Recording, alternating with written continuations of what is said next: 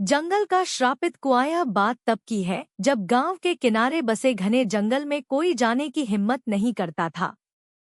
ऐसा कहा जाता था कि उस जंगल के बीचों बीच एक श्रापित कुआं है, जहां से रात को अजीबोगरीब आवाजें आती हैं। गांव वाले बताते थे कि जो भी उस कुएं के पास गया, वह कभी वापस नहीं लौटा। एक शाम रवि नाम का एक युवा लड़का, जो शहर से अपने गांव लौटा था, उसने इन कहानियों को सिर्फ अंधविश्वास माना। वह अपने दोस्तों के साथ शर्त लगा बैठा कि वह उस कुएं तक जाएगा और वापस भी आएगा।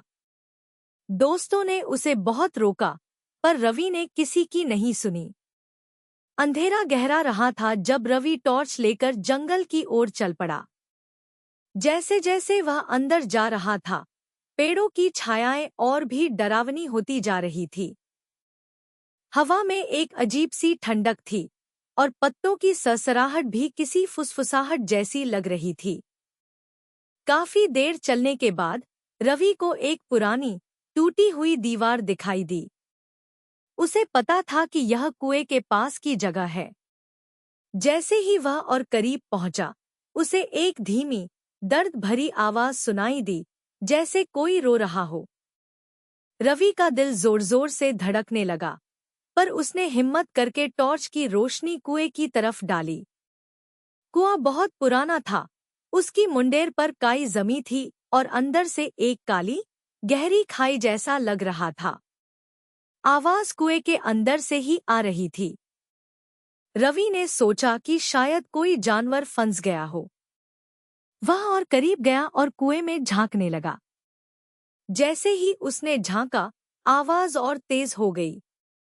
और तभी कुएं के अंदर से दो लाल आंखें उसकी तरफ घूरने लगी। एक पल को रवि को लगा कि उसने कोई भ्रम देखा है, पर तभी उन आंखों के साथ एक पतला, हड्डियों जैसा हाथ कुएं से बाहर निकला और उसकी तरफ बढ़ने लगा। रवि की रूह कांप गई। वह चीखा और पीछे हटने की कोशिश की, पर उसके पैर जमीन में धंस गए थे। वह हाथ तेजी से उसकी तरफ बढ़ा और उसकी कलाई को कसकर पकड़ लिया। रवि ने अपनी पूरी ताकत लगाई, पर वह हाथ उसे कुएं के अंदर खींचने लगा।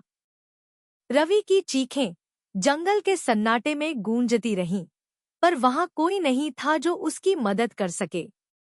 अगली सुबह रवि के दोस्त उसे ढूंढने जंगल गए। उन्हें सिर्फ कुएं के पास रवि की टॉर्च और उसके जूते मिले। कुआं पहले की तरह शांत था, पर उसके अंदर से अभी भी एक अजीब सी ठंडी हवा आ रही थी, जो बताती थी कि वहां कुछ ऐसा था जो इस दुनिया का नहीं था।